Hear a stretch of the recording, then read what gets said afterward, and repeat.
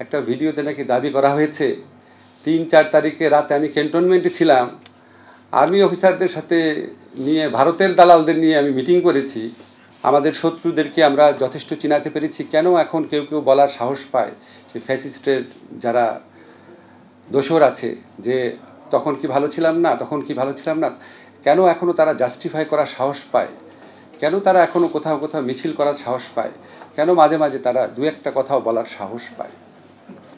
আমাদের অনৈক্যের জন্য।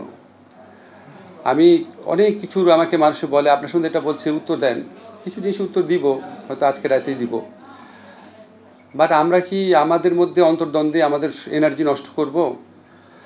আমি এই আন্দোলনের সময় রাস্তায় ছিলাম, বড় গলায় বলি না, বলি এটা সত্যি দেখেই বলি।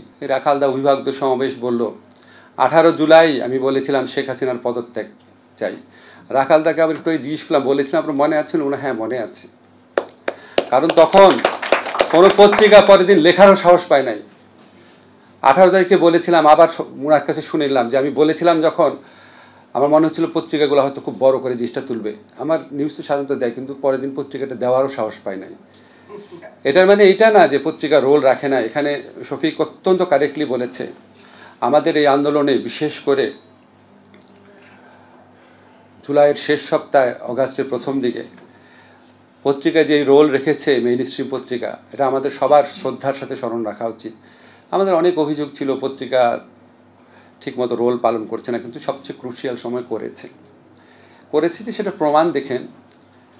5 অগাস্টের আগে নাহিদ, আসিফ, তারা ফেসবুকে কোন পত্রিকার রিপোর্টকে সবচেয়ে বেশি কোট করতো? আপনারা খুলে দেখেন কোন পত্রিকা। ঠিক আছে, কেন করেছে?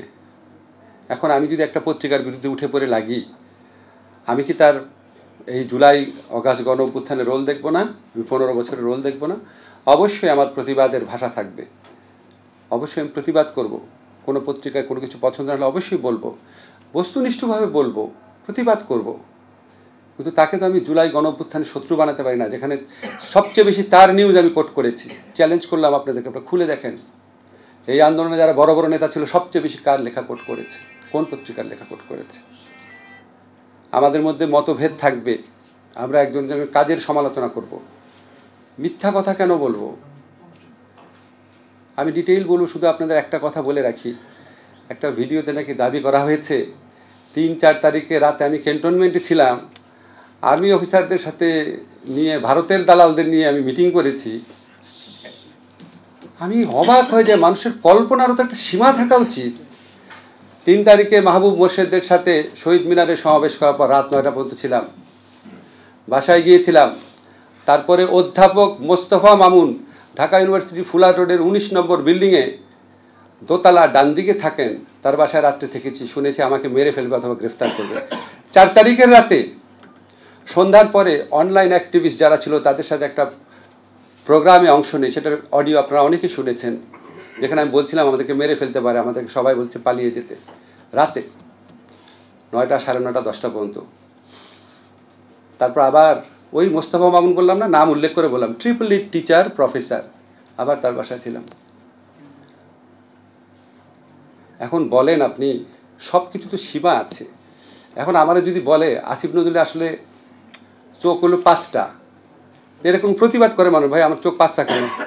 সব কিছু তো সীমা আছে একটা, মানে তখন আমাকে যখন কেউ বলে ভাই এটা আপনি একটু ক্লিয়ার করেন, কি ক্লিয়ার করব? এখন যদি আমি বলি রাশেদ আমার ধারণা তুমি আসলে মেয়ে, ওকে প্রতিবাদ করবো, বলে স্যার আপনি পাগল নাকি, কি বলেন এগুলি কথা? আমি যদি রাখালদাকে বলি রাখালদা আমি একটা জায়গায় শুনলাম আপনার বয়স আসলে 12, আচ্ছা বলেন, মানে আপনি তো সত্যের কাছাকাছি থাকলেও মানুষ প্রতিবাদ করবে। আজগুবিতার তো সীমা থাকা দরকার। এটা ব্যক্তিগত আমার কাছে বললাম, শুধু কি আমার ক্ষেত্রে, কার ক্ষেত্রে হচ্ছে না বলেন? আমাদের শফিকের ক্ষেত্রে কম হচ্ছে? এরকম একটা মানুষ এই রকম ভূমিকা রেখেছে, আপনারা কি শুনছেন? আপনারা ওর থেকে 10% শুনেন নাই, তারে বলে গণশত্রু।